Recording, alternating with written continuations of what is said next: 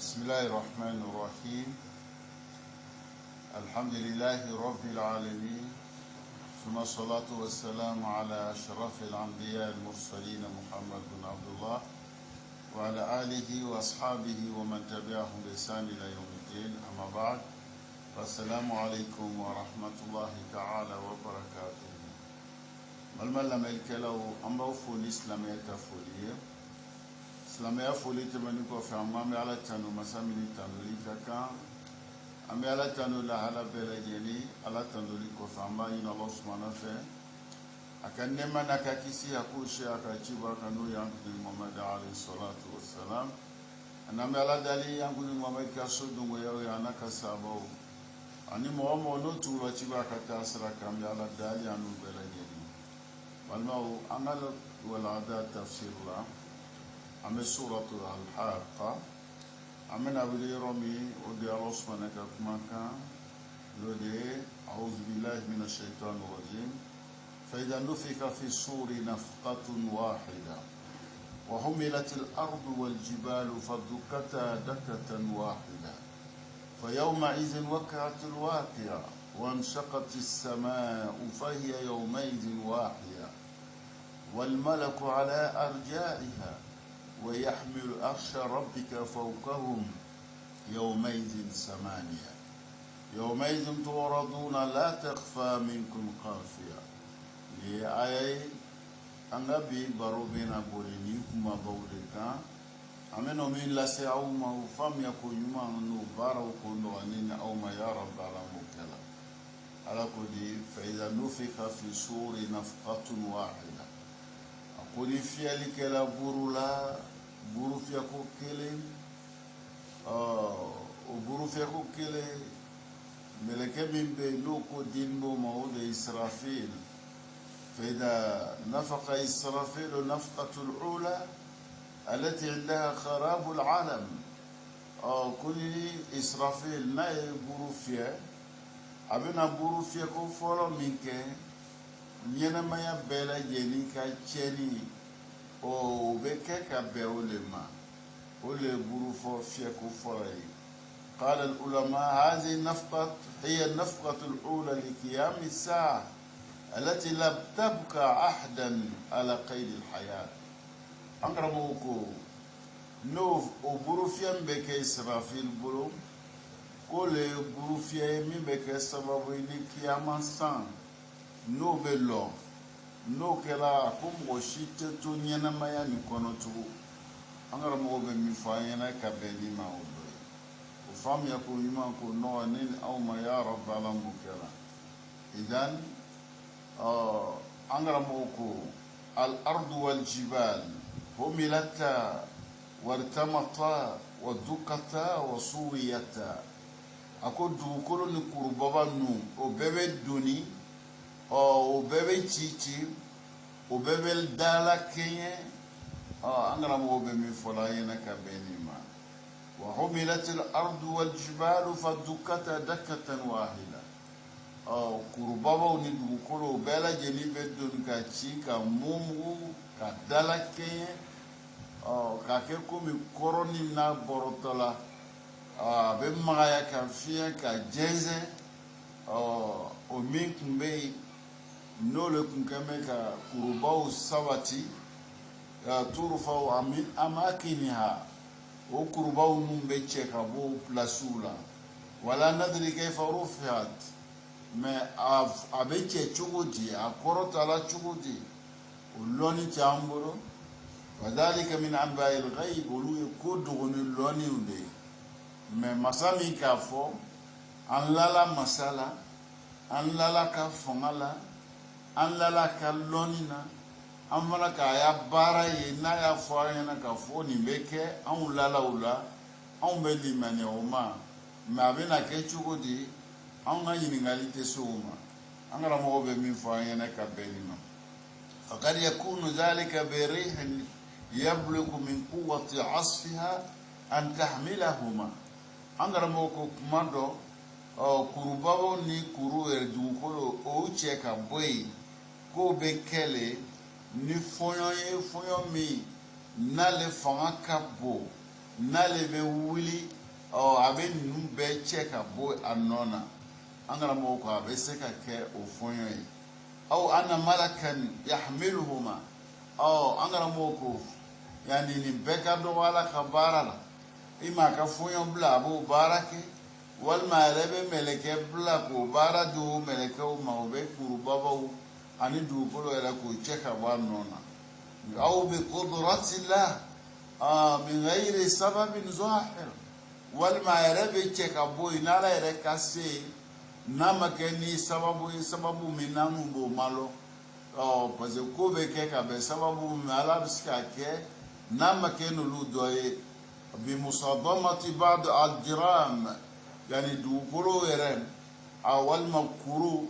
ala biseka ado gwashi nyona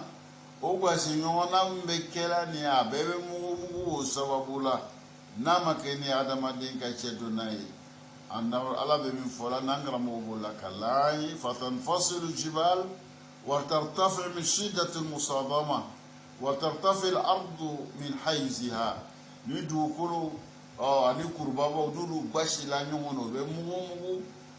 be ke ka be ala ere ka sema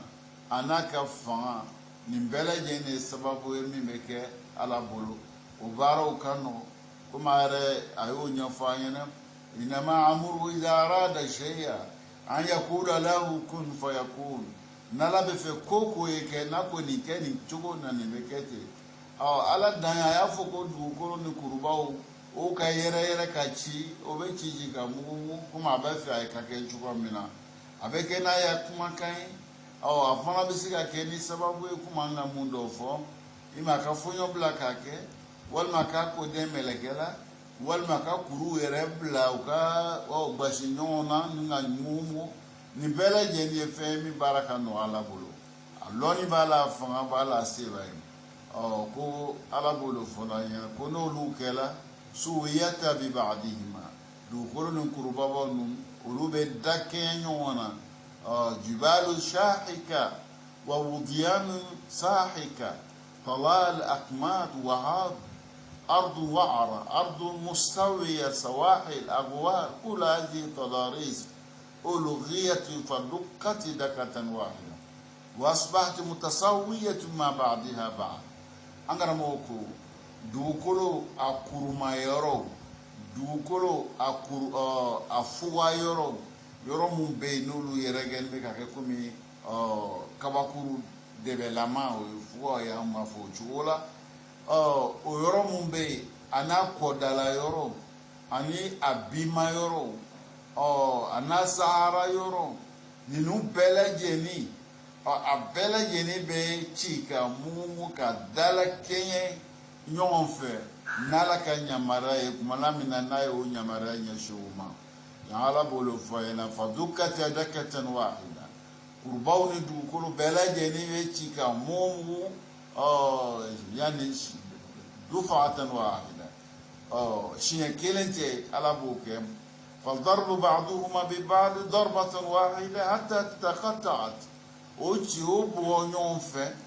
شيكلي كوبكه وبتيتي وبتيتي كابونيونا فصارت كسيبا محيلا بكم بوريمو mi yeregani no wal makoroni mi na paratala como lo fe mo lonba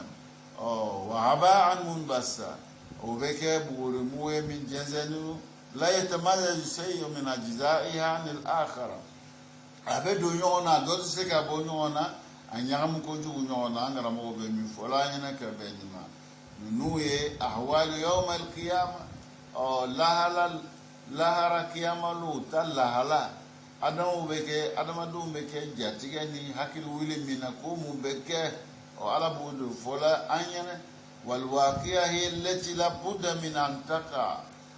waqi'a muye femi alikanga kele femi ni jago ya nabeke ole waqi'a femi akela chuchu anake poite mi ba bali kelima abu fole makuwakia idan ni kuruba uchishila ni nchuwonna ni dukulu fana wachila ka mumu ni nchuwonna au fa yawma izin waqi'atul waqi'a akode loye ko min be ni an masigi na kɛli ni an tɛ miirila kɛli ma n'o an yɛrɛ t'an labɛnna ka bɛn a ma k'o lon o kow bɛ kɛ dɛ o ye jumɛn ye n'o de ye kiyama ye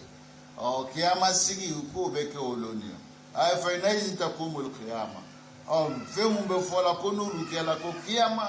ale bɛ wuli o lon dɛ ala bɛ min fɔ la ɲɛna n'an karamɔgɔ b'o la kɛ ala an ye o dɔ ye fa wuquha muhaqqikun ko kiyama ta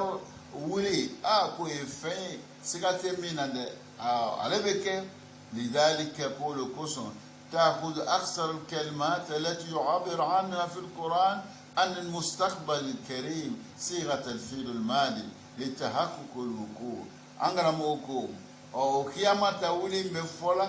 كابي كده كل كسر كورونا ما نابي كما كشيا أبي كما كمونتا ninga kuma kiyama tawili makobe ke kuma kan ko muntemena kaba ko min kɛla ka ban arabu ta kana ko min kɛla ka ban ni ye kuma ta ka na n'a ye o nacogo la o b'a yira le k'a fɔ ko a kɛli kɛla diyagoya ye a kɛli bɛ kɛ diyagoya ye a ma kɛ fɔlɔ mɛ ala b'a lakali ka kɛ komi a kɛra o b'a ya diyagoya yira k'a lɔ a bɛna kɛ fɛn tɛ yen min b'a bali kɛli ma k'o kuma b'o yira an karamɔgɔ bɛ min fɔ an ɲɛna ka bɛn ni ma o dɔ ye n'o fana kɛla ala ko tu wansakati sama fahiya yawmaizin wahiya a ko san bɛ ci o lon fana san bɛ kɛ fɛn ye fɛn min n'a lanfodiyanin bɛ ka ci ka kɛ komi fanga tɛ fɛn min na ka kɛ fɛn min ni ka a mugu k'a yɛrɛkɛ a cili fana ale fana bɛ gbasi ɲɔgɔn na ko o fana bɛ kɛ ka bɛn o ma an karamɔgɔ bɛ min fɔ la an ɲɛna ka bɛn min na a ye tasadda'ati sama li'annaha yawma'idhin da'ifa ko san fana bɛ ci o lon ko mɔsɔn fanga t'a la a bɛ kɛ kal ihni komi kɔrɔni min b'a parata la musow bolo ba'da an kana shadidatin 'azimatul quwwa a bani kɔ la fɛn min ka bon fɛn min n'a fanga b'a la mɛ ala ka laɲini n'o sela ma ale bɛ kɛ komi a kun tɛ yen an karamɔgɔ bɛ min fɔ la an ɲɛna ka bɛn ni ma o dɔ ye an bɛ ala dali o faamuya ko ɲuman ko nɔgɔya ne ni aw ma ya rabbi ala m'o kɛra inna samaa anshaqqat wa asbahat da'ifa ko san o bɛ ci a bɛ kɛ komi fɛn lanfodiyani wa tafaqqaqa هذا بعد التماسك وهذا النظام التحدي الحركي angara moko san abe chichi ka bobo yona ami keme ka nyongo mine abe tabolo mina dian kono be nyabala no de nizamu jazubi donc abe ka nyongo mine na makeni mo cafe mo ka chedo nai o min kelmbe me nala moko sela o lonta wulima ale be ke kuma kunte angara mo be min fola yana ka benima وهي واحية من فولا أي ضعيفة يعني فانتكالا avec comme fin l'ambodiani ala be min fola nangara mo bola kala kabe kiyama nabe na wuli ko mu be kela no ko kela adama do jaw be tige o jaw be wuli ala be le fola yin pour que ayen seka an kilito an yere la kuma kana barala parce que barake no lon nana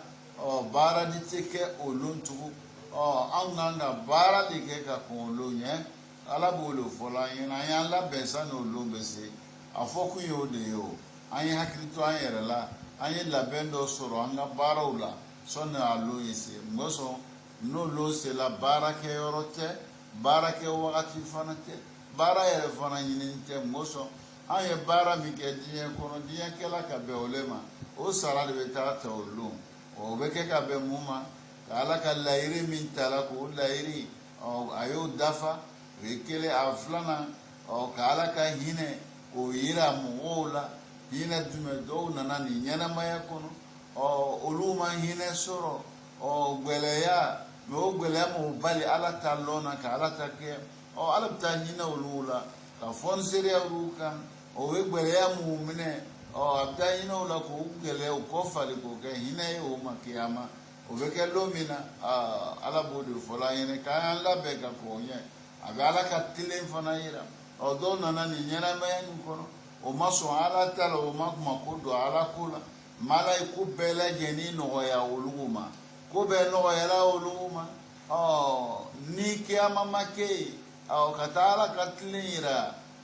muso na alala oluka gbele ya soro ni nyana mayen ko mu maso alala o makoma ke ala abe fo femi makotoro olumo soro ala be fe ka tatili anu nyonche muna gbele ya kanu soro dia kono ala gbele ya law kan ko la jarabe no lu sabalo la jarabe lu koro olu be ta ala ka tili abitu na fan soro mu fara be na edia dia ola no makolu mabdu ala kola olu ne saramika ka abitu sara usara la ka be akatlema angara mo be mi fo ayana ka be ni ma izan ni buru fiala o fia chuala sound cheese la du kolo mugula kuru be mugula angara moko ala bu fulana ka beuma wal malaku ala arjaiha la sa meleka o beke so san kerawla beke kerawla yani meleka o beke san faunfe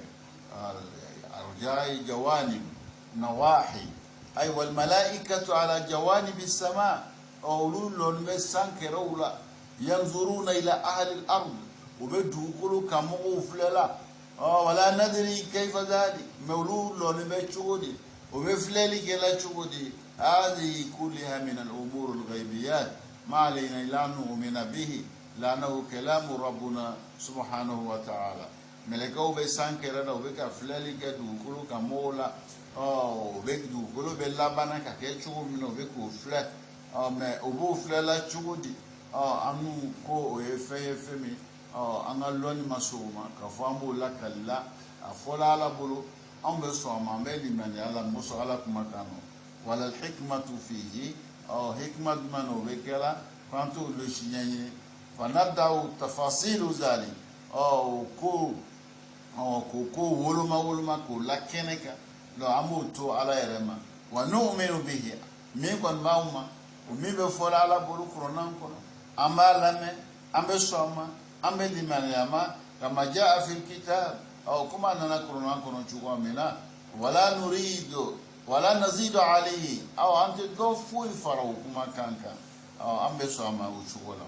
au ko fa ala kodi wa yahmil arsha rabbi alaka masafa sina no ya arshi ko be doni olum fawkahum yawmazin samania meleke mumbo doni o kun sanfɛ olum ko meleke segi angara mo be min fola anyana ka benima wa yahmil arsha rabbi alaka masa sina no ya arshi ko be ta fawkahum sanfɛ yawmazin oluna samania segila angara moko samania meleke segi angara modo ko ويحمل عرش ربك حينئذ فوق رؤوسهم ثمانية من الملائكة angara moko meleke segi olo be alaka arshi olo bo dunulu قال العلماء meleke lon moko de no tafsir lon kelowe ثمانية من فلا ثمانية أصناف من الملائكة meleke suya segi olu le bena ka ala usmana ka arshita meleke suya segi yani samaniyat asnaf au samaniyat azwaj yani no abetali ke mina zawji flafla suya flafla o segi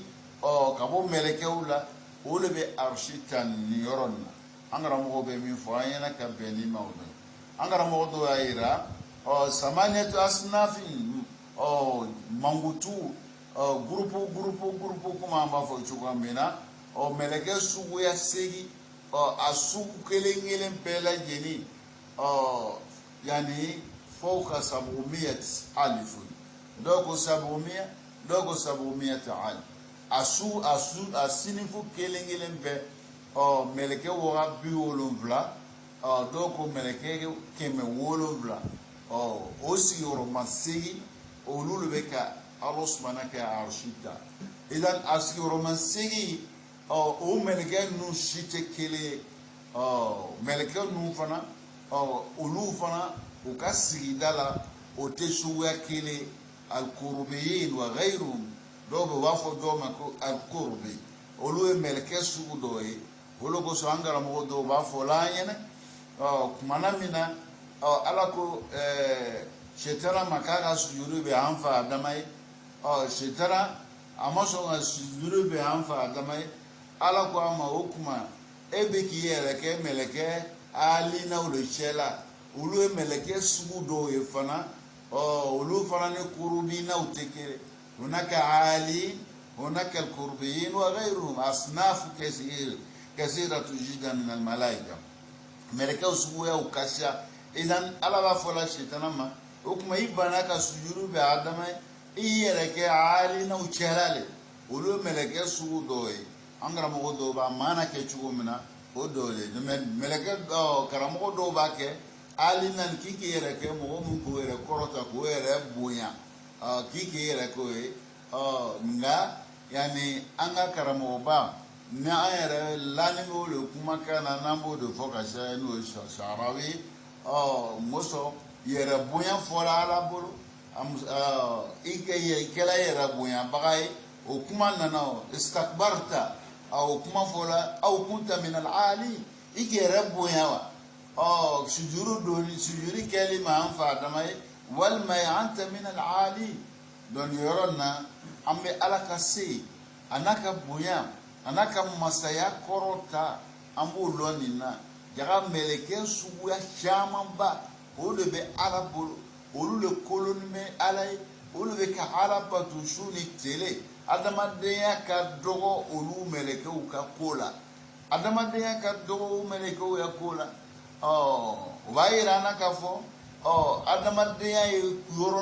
wagati yɔrɔ kunkurunin de ye Ala ka danni na o b'o le yira an na Ala ka danni ka bon fo ka taa se ko adamaden y'a bila a kɔnɔ ko ale de kelen danna Ala ko kosɔn Ala ma adamaden da Ala kosɔn Ala ko kosɔn dɔrɔn dɛ fɛn camanw de bɛ yen olu bɛ Ala bolo olu bɛ Ala bato la o ni adamaden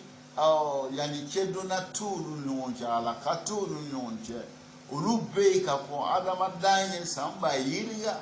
olu bɛ yen o sɔnni bɛ Ala o bɛ ka Ala bato su ni tile o kuma ni adamaden Ala ye bonya min kɛ anw ye ka fara yani an ka nabi ɲuman min n'a y'o kɛrɛkɛrɛ k'o ci k'o namadon laban ma o kani kama n'anw ka o bonyaw sɔrɔ ka Ala ye hinɛ caman kɛ adamadenw ye o kɛra ka bɛn Ala kɛra alayhi salatu wa salam Ala ye bonya min k'a ye o b'a sababu la anw kun kan k'o de lɔ k'an majigi Ala ye n'an y'an yɛrɛ bonya an y'a dɔn k'a fɔ an tɛ foyi ye Ala ka masaya kɔrɔ fɛn mun bɛ n'o sɔnni bɛ Ala bolo wa in min shay'in illa yusabbihu bihamdi foyi tɛ yen f'i bɛ taa sɔrɔ olu bɛ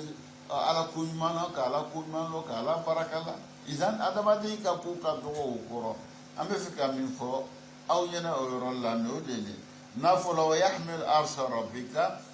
ko donni bɛ kɛ Ala ka arshi la fawqahum o kun sanfɛ yawmaizin olu na samaniya mɔgɔ caman karamɔgɔw la n'a fɔla samaniya olu ɲɛna ko mɛlɛkɛ segin a bɛ se k'o kuma kɔrɔta mais an karamɔgɔw minnu bɛ yen ni olu lɔnni na ni tafsiri lɔnni ye wa ala rasi min ibn Abbas ale ma fɔ mɛlɛkɛ segin ale y'a fɔ asnaf wa kullu sinfin akthar min sutumiya wa ba'du man qalu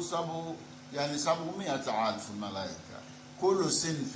لو مومك على كارشيكا ولا دافولانينا ملائكة سيجي والما ملائكة سويا سيجي عشان شتكلي أكرم جماكرو كلن كلن به ndoko mo keme wolumla ndoko mo wa bi wolumla angara mo be mi fa ka benima odoy ambe ala dali o famia ko nyuma ko no anin aw ma ya rabbal alamin mahma yakun akake chojo jateni tella nyime akela meleke kele ye o bala ka seira arshita buya oni meleke kele ne ko ta o ala ka fangaira o bala ka seira ay meleke kele na o sera ko ke ni meleke seira le ka doni o arshina ya buya ala yo buya o ta ko no ya meleke segi mani be bala ka seira ni be bala ka buya ira ona ere fona ko meleke su ya segi lo o su ya chama manu be ko le ke me ka mele arshita o bebala ka bunya le ira o bala ka sele ira o ba ka loni ne ira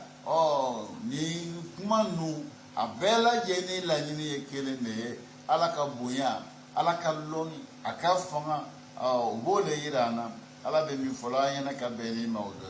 ambe ala dali amba ina losmana fe o fam ya ko yuma o no ni aw ma ya rabbala mokela yawmaijin ako olona meleke be arshita olomina ala be kumana fa ba foro kolo turaduna au bena presente ala nyakoro abena yira alala ajuro kan yere ka kan anyo ya ala koro ka yira alala ati duwama anyeba aula kakoro anaka baro bena bla nyakoro la takhfa minkum khafiya mugoshite dugo aula olom kafuko mugobe dugo aula olom ko bela jeni be blakene ka olo angara mo be min fola yena ka be nima ay fa yawma tuhasabun ako lo bela jeni be na kontebo wa tusalun bebe nyini ngai ka fota wala la yakhfa ala allahi shay fushite du ala mawlu min umurikum ka ba au ka kunyawla fa innahu ta'ala ikadu ala ka sekorotanino alimun loni bagalo bi kulli shay فين كلنجلن بلا جني لا يعزب عنه شيء في الأرض فوش تدو علما دو كلوني كان ولا في السماء فوش تدو علما فنستانا أنا ربوا بمن فاين فوش تدو علما دو كلو كان فوش تدو علما فنستانا أبايا كو بلا جني كلاما أبي فنا بينا يرالا كما كان بيرالا مسراوما بارا فنا بيرالا مسراولا أبلا جني بكونتي بوكا يرا auna ita ene ninne ka kanto yoni te olo ala bolo folayna ko to yoni alu haram ya yarekuma ini haramtu zulma ala nafsi wa ja'altuhu bainakum muharrama fala tazallamu ala ko ale to yoni haram ya yarekuma kakla ka u fara haram ya auma kangana nyonto yoni shima ine mi kaka ibe sarawde la de ala be min folayna odoye كما ننايا ولا لا يخفى على الله منهم شيء كفوش تدو على لا كبو أولى نشما أولوم وفي هذا تحديد شديد أو كما مفلا نيه بغبغالي كان بينا من تكاجو وزجر عظيم من مفلاني كأون بوين كبوانغا بارا جوغو نكما كان جوغوما وبسرو نكما كورونا لده نافولا كان يكو تدو علما anyeba bela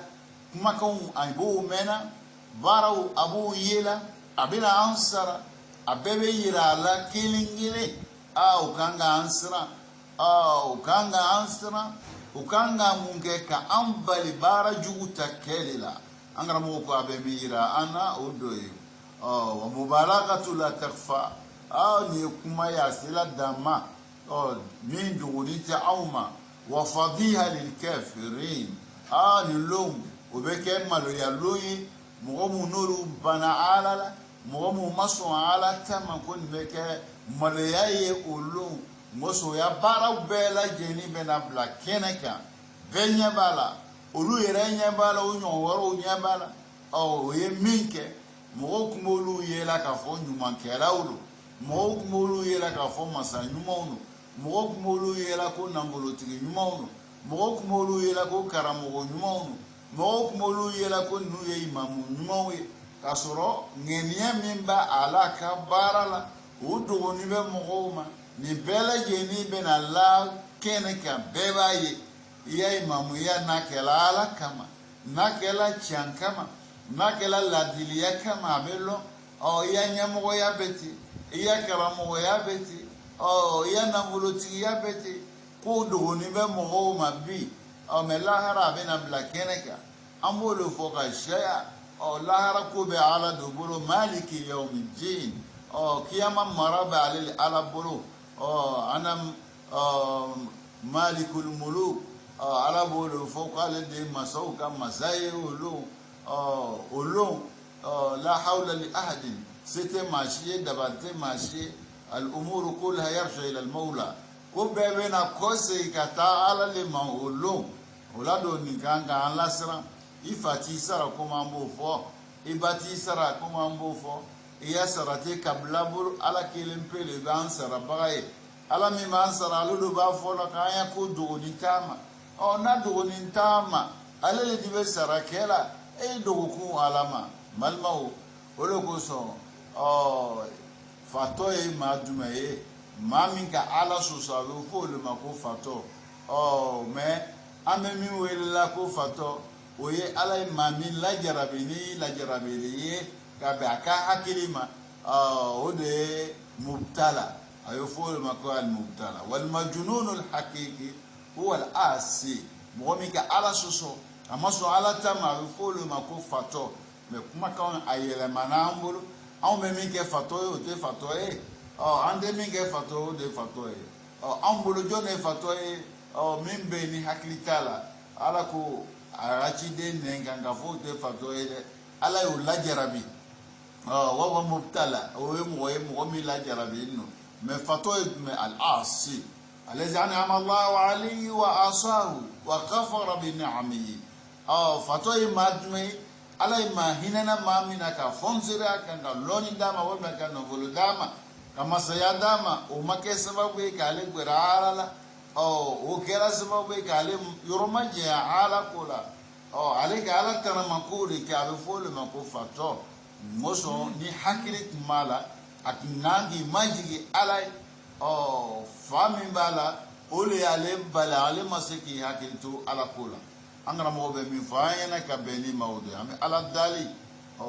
faamuya ko ɲuman k'o nɔgɔ ne ni aw ma ya rabbi ala m'o kɛla ala b'a fɔ la a ko olu fadiha lil kafirin a ko olu o ye maloya de ye ala sɔsɔbagaw ye wa surur lil mu'minin olu fana o bɛ kɛ nisɔndiyalon ye mɔgɔ ye mɔgɔ min y'a yɛrɛ kolo ka don ala ta ɲɛnata fɛ ka limaniya ala ma ko olu bɛ kɛ nisɔndiya ye olu bizuhuru ma kɛnɛ khafiyan alayhi fɛn bɛna bila kɛnɛ kan fɛn fɛn n'o kun t'o la olu ma u bɛna la kɛnɛ kan min amalihim ka b'o ka baara la wa bidhalika yatakamalu huburuhum wa sururuhum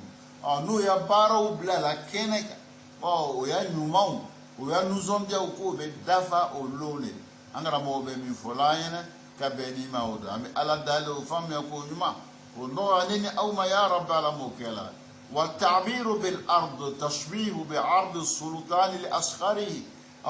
ألكو يومئذ تعرضون أرض من فولا ala bɛ fɛ ka nana ye nacogo la an bɛ se ka faamuya cogo min na an b'o faamuya cogo min na ko aridu tɔgɔ a bɔla masaw ka kɛlɛkɛdenw olu b'o représenter masacɛ ɲɛkɔrɔ kumana min na ni jamana fɛti bɛ yen i bɛ taa sɔrɔ polisiw bɛ na défilé kɛ k'o yɛrɛ yira gendarmew bɛ défilé kɛ k'o yɛrɛ yira militaires bɛ défilé kɛ k'o yɛrɛ yira n'o y'a maramafɛn mun b'o bolo jamana sera ka fɛn mun sɔrɔla n'o de ye labɛnw ye kɛlɛkɛminɛnw na ninnu bɛɛ lajɛlen bɛ aridu masacɛ ɲɛkɔrɔ indépendance na komi a b'o yɛlɛ jamana wɛrɛw la cogo mun na diɲɛ kɔnɔ o min bɛ kɛla na a bɛ fɔ o de ma ko aridu a bɛ présenter bɛɛ ɲɛ b'a la masacɛ yɛrɛ bɛ k'a filɛ liya'rifa ahwalahum mɔsɔn a bɛ se k'o ya lahalaw la cogoya min na nin fɛn nin de bɛ an bolo militaires sera nin se yɔrɔ de la gendarmew fana sera nin yɔrɔ de la nin bɛɛ lajɛlen bɛ lɔn o lon wa fi hadha al-ardi iqamati lil-hujja o ardu min bɛ kɛla nin k'an présenter an ye ko yira ko kɔrɔ de ka dalu bila an kan i ye min kɛ baara la teli na jɛngɛ la nin bɛɛ lajɛlen bɛ bila kɛnɛ kan an karamɔgɔ bɛ min fɔ la an yɛrɛ ka bɛn ni ma o don an bɛ ala dali o faamuya ko ɲuman ya rabbi k'o nɔgɔya ne ni aw ma ya rabbi ala m'o kɛ la أخرج الإمام أحمد وعبد بن حميد والترمذي وابن ماجه وابن مرضوي عن أبي موسى الأشعري قال رسول الله صلى الله عليه وسلم يورد الناس يوم القيامة 3 عرضات فأما أرضتان فجدال ومعاذير وأما ثالثة فعند ذلك تطاير الصهو في عيد فآخذ بيمينه وآخذ بشماله. إمام أحمد عن عبد بن عمير عن الترمذي بن ماجه عن ابن مرضوية أولوين يحدثون من كبو أبي موسى الأشعري على مدينه بلا جنيمة أكوك على كرا عليه الصلاة والسلام كايا يرا كفو ko adamadu mena ika anyoya kiyere yenge ala nyakoro kiyamalo ko be ke shiya saba ko afolo na flana ko bela jeni be ke nyiringali anu loira fo muneyen keta muneman keta ngan keta nine kamla ni kelata no be to ko ardu fla bebe ko olela kam presente ni sabe que si roman saba flabela jeni meke sosoli nyiringali la muneyen keta muneman keta nyen keta nine embla kelata bela jeni beke ola asabana ko kumana minanga bara usebela papier minka bena jenze lomina ko beke ola no jenze la dogo tamino okini yoro okini mbolo fe أولي أصحاب اليمين دوبو تامنو نمامبرو فلا أولي أصحاب الجحيم على بمين فلا نندر موبو لك الله كبو على كركا كما كان ودوي يومئذ توردون الله أقول لهم بلا جنيب بريزانتي على نيكورو بيبي على لا فكل إنسان مخبوء بصوبين أقول مغوكيلين بلا جنيب نينا ما ينكون أم بدوني بفاني فلالي fani fulale kembe kambe dugo aya ko dugo nimbe yurad amalahu ma kiyama ya barabe presenter ala nyakoro wan niyatu ikangenie barabe ira alala ngene fana be ira alala mado bara minkele burani ikangene tekele ma barabe ira ngene minki bla bara ninkela fana be presenter wa matamiu natami mila no lekile bla bara na weira keneka وأفعاله إيرك بارا فنا ببلا كنكا وحركاته موفيما منكلا إلى برو سونغا تو إلى سبارا نتاكلي لا مبلا جني ببلا كنكا وسخناته إيرك مفا نببلا كنكا ونشاطاته إيا فارفوني بارو تاكلي لا نببلا كنكا ومواقفه إلو يورو كبكوما كومو كلا إلو يورو كلا دوما يالا o dogo ni be mohoma kuma do ko do be ke me loro do be ke la ka be okoma ni bela je ni be blakene kan olom wa ata'uhu ala ifemi dima o be blakene kan e refana mo son femina o bela je ni be kene o man'uhu iye mo bali komina o kuma do ko do be nyini fe ki ya ke be ban ka foko aseti ye ka surabiye o naset biye e bana o nuwal maseti e make nimbela ye ni be plakeneka nasura sele kumiye wal natiye abebe ardu abebe yira mo ba beye o ashite dogolo ghadabu iya dimi e demina ni konina yala dimi kolowa wala dimi kotewa yala ya dimi ni kala ala do kosoma wal me ya dimi ni kala shitana do koso ni bebe plakeneka ridahu ikaje ni koni ki soro ide fatura imuso fatura ikanamolo chena ijela imakuma iya jeni yala kel ala do kusoma walma desele ki blala kunduma ki blala ni bebe ardu abebe blakena ka kiyama ashite do ik mesinji tugu min kela ini balmunche yala ika ka ala do kuso walma imaka ala do kuso iga ke togo lo kuso nata ni bebe blakena ka waqatu yi mesinji tiga min kela muna isinji tiga ya tike ka be muma muna fendo le gele isinji e hasila ka ba isinji la wal mayake ni chai ni bebe blakene ka ika hino ika makaro ika dantemo ni bela jeni be blakene ka ala be min folanya fendo be ngango ke ima songo ke nimbe plakene ka istikhamatuka iya tele ini alache iya tele ini balmunche ini siyonche nimbele je nimbe plakene ka naken ka ke alaka inhirafik iban alala iban ka alatake iban ki balmuntake ni fefembe no yi soro ni nyenama nu kono femi yiblala adoni kumbe mo ma me lahara ala mimbe na ansara atansara fa ya be blakene kande abe blakene ka bebe alo eni saramika ka ibolo moso tunyonite ini haram tuzuru ala nafsi ni ala ka tunyoni haram ya yere kunka na tunyoni yere haram ya yere kunka tunyoni fana ale be gbenka bo donina ka siga fana bo anga saraula ka anga sara ambe alo ka vanga sara denie na makeni siga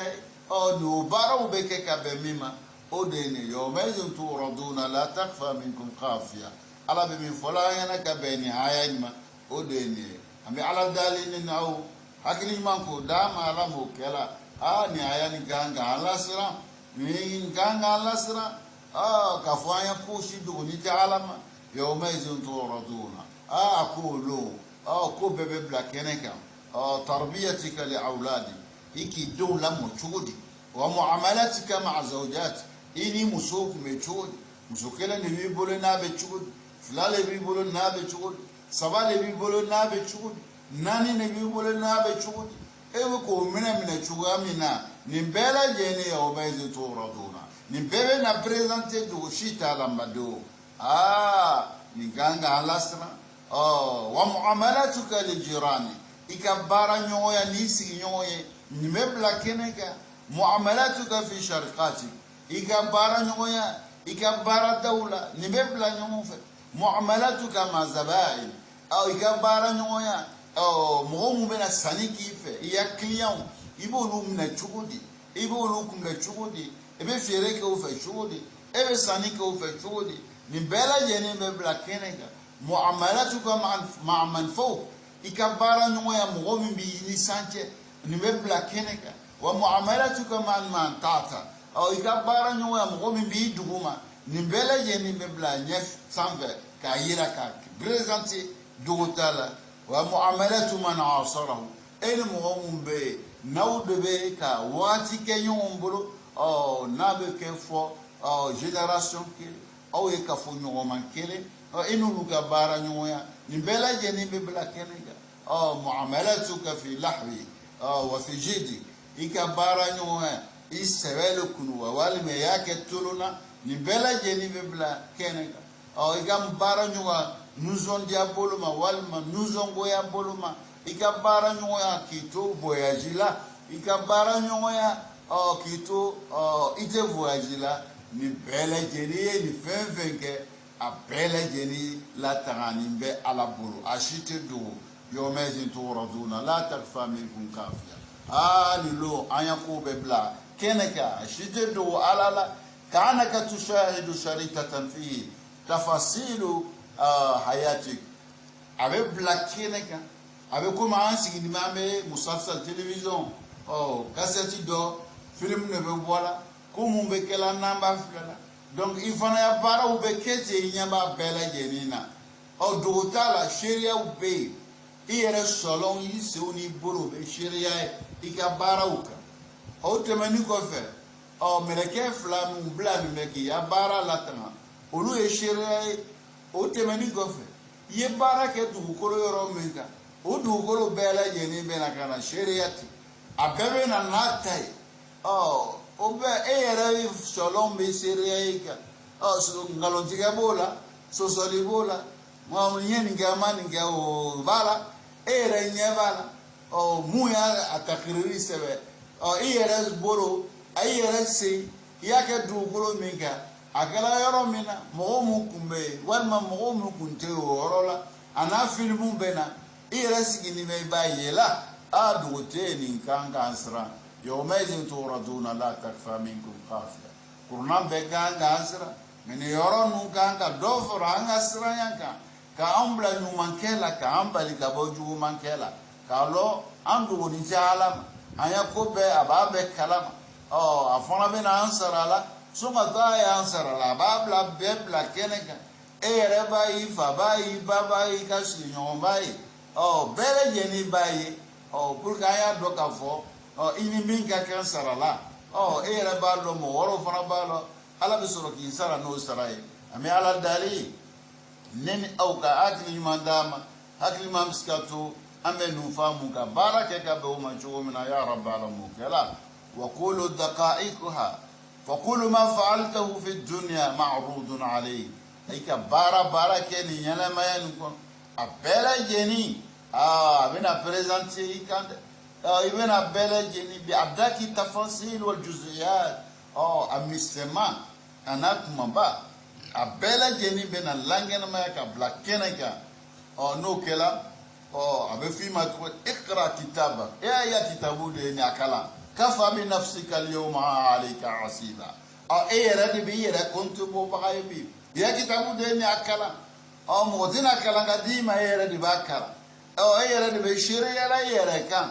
كافوكو كرسا شيريا كا لا رد بني يكوفو على ناني كتا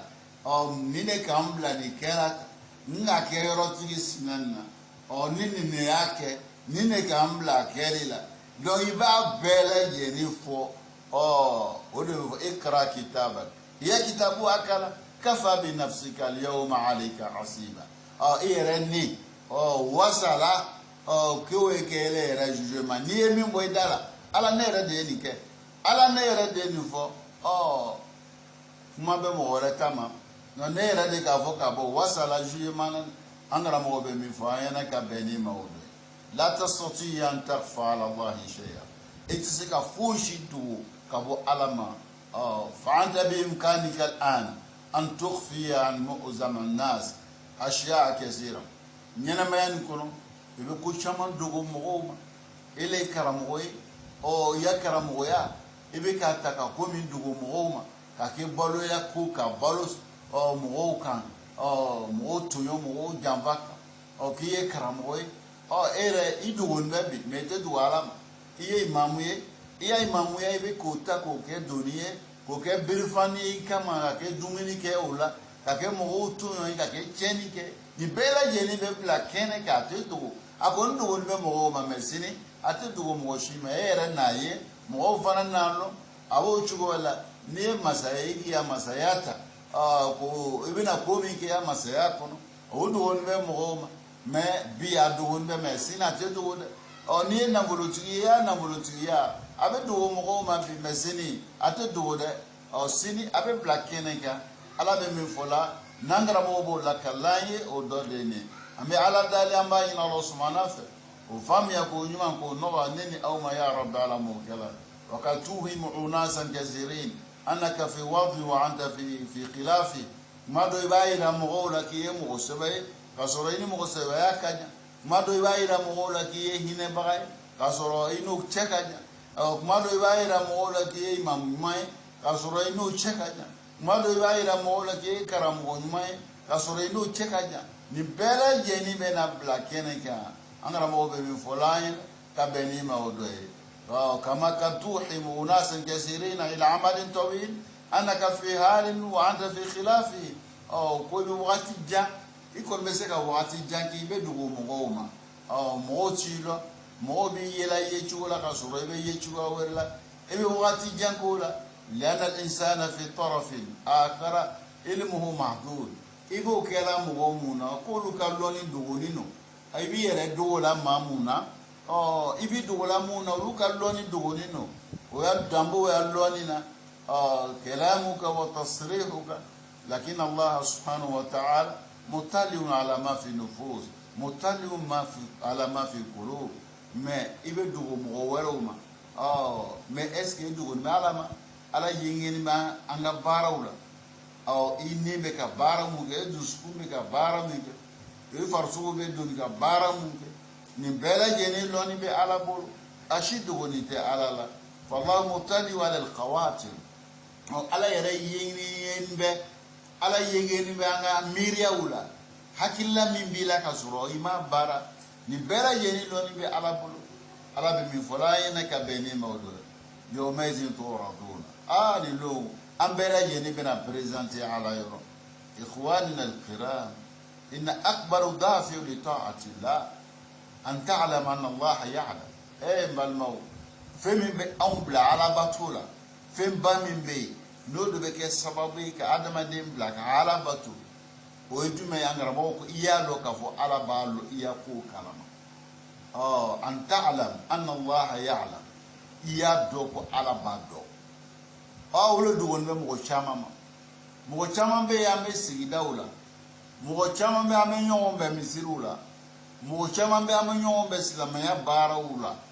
me o mi be ni itasura chama be o mago ka fo alaba ulu ya ko kalama ulu malo ka alaba do o be fe mi fo la kala bodo lo ni tula o be bara mi kela ko ala bodo o tula o lo ni ti ka fo ulu ngenie ka be ya bara ma ko lo ni be ala bodo o lo ni ti o toro de be adama donka o langara mo ba fo la yene femba min be ke sababu ki ibla ala kula iya do ka fo ala bi yako kalama iya lo ka fo yako shi dugun ta'ala wa ana mutaliun alay ayyengen bika wa muhitun bik abiki yako datuku odobe abi sanve abi yela me yoro dobe dugama ale be sanve abi yoro doye après ka be segi e sanve yoro yela me tuma yoro be dugama ato duguma fa obe ko mimbe atoye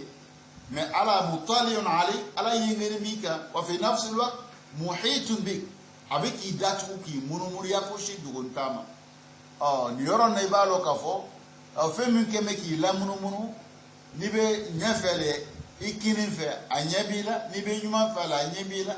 ni be koron fe la anyabila ni be tilebi fe anyabila ni be sanve anyabila ni be duguma anyabila Musa alebe ki lamini mini ni jihad ni yoro bela jeni iya kosti se ka do ma nyashima alabe min fola nyene ka ben wala takhfa alayhi khaf fushte do alama wa ta'lam ikalo tu anna Allah subhanahu wa ta'ala yahulu baynaka wa bayna kalbi aw alabe do yi duskun je ko do ni kakila duskun ka yelma shuko ni duguge wa ana qawatiraka fi ilmi Allah iya lo ka fo iya miria be abe ala ka loni kono miria fen bila hakilla fen bila abi hakililla farsu ma doni ka se barama farsu ma doni ka se kumama ni bela yene loni be ala bolo wa an tudrika ana qatiran basitan ki ka iya lo fana miria fitini ife yamuru fi zihni mibe munumini hakilla يعلمه الله سبحانه وتعالى أنا بابلو ويحاسب عليه أبي كنت بوا أبلا جنيكا أنا رمو بمي فاينا كبني موضوع ودليل هناك من الناس أنا رمو ب أياكما بامباني نو كما كان كم غدو ب من ينوي نية أبي كودو نية فيرى النية وأمامه abi ko do ngeneto woroni be aka ko mi ngeneta bisiko ko ya nyekoroti muna ayemi ngeneta ala ba do ala bisiko ko bla nyekoro abishingo yekoro fenkena tutoyiba ra tawfik wal fawd ife mi ngeneta ni nyumano ala bi be asema iba kuna jasoro abara no ya ala go sira du koro wenkena tisai ani bara julo fana ra dama ika ngene juga mita shute ko ka du gwe e ba e cheni ki soro imam ya mobile bebe walma ya buti tabe ulala walma ya fo jibe na ka cheni ke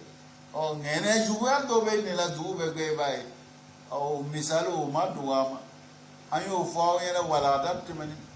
mo joroba do kume avec me nyumanke saya nana soro ko nana ko sega doma dogo kanute na fata nyumoke mana mino ayiru foro nana se no kanga denjige ulu enyoye onu nyonje ko mo kana boya ko kalama o kana fo mo shinyene o tefe ka mo shiso ko so manda jona o betaka to ya foro tige yiri do tige o ko ngene minta soni duwe gba oluni sarami kakanga do yangenema ala yo sarawla de anyo fo yen wala da utemeni abo juwa kele ni la ala be femi ba meriala femi ba ngeniala Allah subhanahu wa ta'ala mutali ali ala anyabe ni bela jenna ame ala dali ninaw agri mandama agri mam skato ame num fam chuo mina ya rabb alamu kala angara moko yani kaya kuma son shila ako londola aloma dobe ka bani kola military formation na jamana dobe ni chedon sela shi hakia dola ubo bela jenibla dota sangele dota kaloro dota sanfla jamana uchuwe ula ulo ke formation militaire aleko keminge set nta ayasumoi abalmam sodo ya sanim dama ayo fire ko ke transport katra arabu jamana werla bara bisika ke yoromin ale tagato o tagamana aka temena aya dugu yorodola ako nalaka navolo dalema ale bina misiri lo ni yorona nalaka navolo dama abena misiri lo ni yorona ako ale ko kuma fo adama dagulu flama la maganaye aba kono leti aba kono ka fa be fika minke o million na ale kono ala fana nanake atala wari nyorom na wari fana o sira jalala ako sigila kana fasola anana kana yoro ko soro no yala kashingo sango ke misiri ko ma ya ngene ta jugumna izan am dagulu flama lama kuma mi miria nanala ala ya dime ko baraw ke angara mo be min fa yana ka beni mawdo ami ala dali ama ina Allah subhanahu fa nin au ka hakili mandama hakili mam sikatu amenu fa mi chugumna ya rabb alamu kala angara mo ko adama debbe ikabla hakili laki yakudu woni ta alam alla dugoni be mo warawma adugoni ta alam nyeshima ikana iyere marasa abafula bala marasala kasuraba were marasala yuqadi'una Allah wa qadi'uhum kuba ala marasala kasubu were marasala kama anaka lan tastati an taqda' nafs itizaki yarakun marasa chugumina fatutiya qimatan la tastahiquha kafendi yarakuma enimi kaka yere marasa de bal insana ala nafsihi basira adama de be ibi yere kalama yemi ye bado ire duwoni ti yere ma ala be mi fola yene ka beni mawdo idan yawma turaduna la takhfa minkum qafiya ani lo ananga sralo miye odeni in Allah subhanahu wa ta'ala ya'lam qiyanat al-insan wa kasbi ala be adama dinka jamva kunu ikangalu tige ala bin bela yeni kalama ba bela yeni lo kafa biha qiyanatan an tuhaddisa aqaka bi hadithin هو لك به مصدق كي وصلا جنفلا إلي كما يبال من كيف إيرا بادو كفو أبي كي كيانتيجا ميبي كان دالون نتيجا على كوي وصلا جنفلا ده على لانديلا ميبي كان دالون نتيجا إيبي كان جنفلا كو وصلا نالو جنفلا وقيانة الإنسان وظلم الإنسان والقذف والنفاق كل هذا ستعرض عليك يوم القيامة أنك كوبا إكا جنفا إكا توني كل بلا جني بين أبلا كنكا أنك رمو بمين فولا الناس يوم القيامة نوعان مو يعني قيامة بلا جني بسوفلا مو مانغتو مو سوفلا لبقيامة نحن في الدنيا في لنا تقسيمات أما الدنيا كنا نشوف كشا لا تعد ولا تحصى فهناك شرقي وغربي دوبي وبو تلبوفه دوبي وبو تلبيفه دوبي وبو وردوفه دوبي وبو كودوفه دوبي يا تشيني بو يا بارا تويوني بو يا بارا جافا بو دو يا بارا دون دوبي وي فرغبي دوبي وي فرافيه anya kuma kan fana fona nyonko dobe to kan fo dobe anglais fo dobe jura kan fo dobe babule kan fo baro fonu me nyonko dia bete lahara la mo be sugufla al qiyamah fa nasu naw'an